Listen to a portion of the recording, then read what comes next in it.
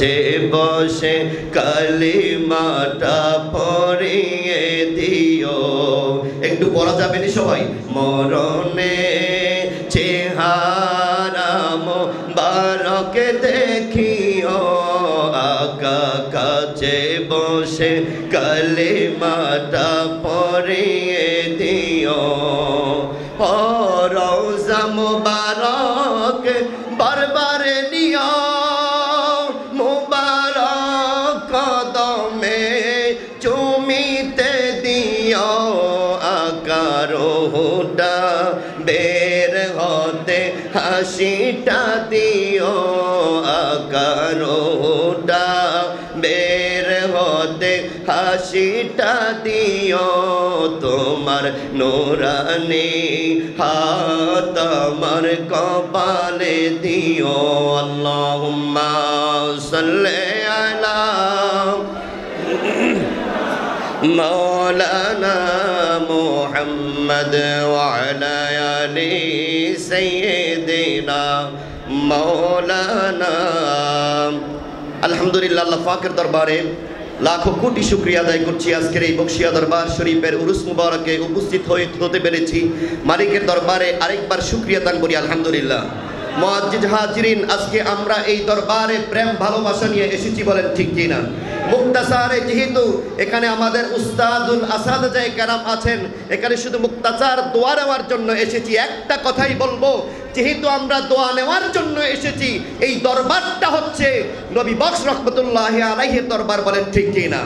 আমরা দরবারে গোলাম এসেছি, যেমনি করে হযরতে আনাস বিন মালিক রাদিয়াল্লাহু তাআলা আনহু তার মা নিয়ে গিয়েছিলেন নবীজির রওজা মুবারকে। নবীজি হিজরত করে মক্কা থেকে মদিনায় চলে গেলেন। মক্কা নগরীর যত মানুষগুলি ছিল মায়ার নবীকে বিদায় করে দিলেন।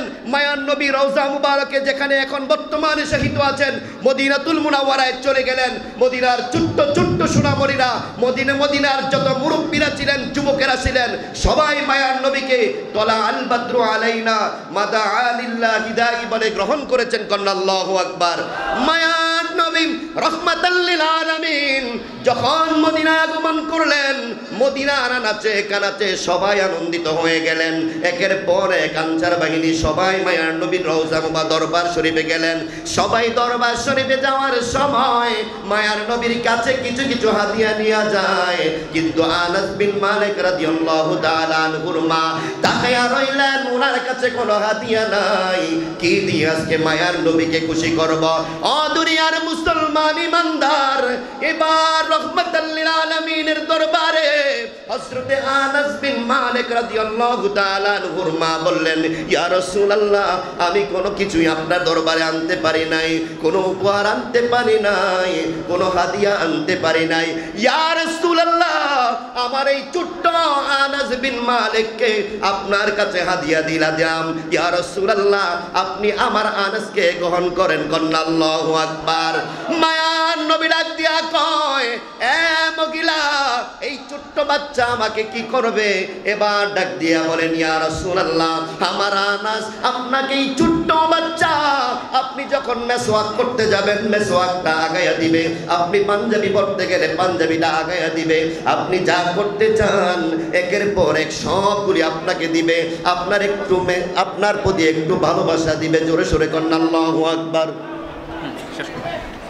দুনিয়ার মুসলমান ইমানদার, আনাস বিন মালিক রাদিয়াল্লাহু তাআলা আনহুকে মা দিয়ে দিলেন, ইয়া রাসূলুল্লাহ, হাদিয়া স্বরূপ আপনাকে দিয়া দিলাম। এবার মায়ার নবীর দরবারে হযরতে আনাস খেদমত করতেছেন। ছোট্ট মাসুম বাচ্চা, 1 বছর নয়, 2 বছর নয়, 10টা বছর খেদমত করেছেন।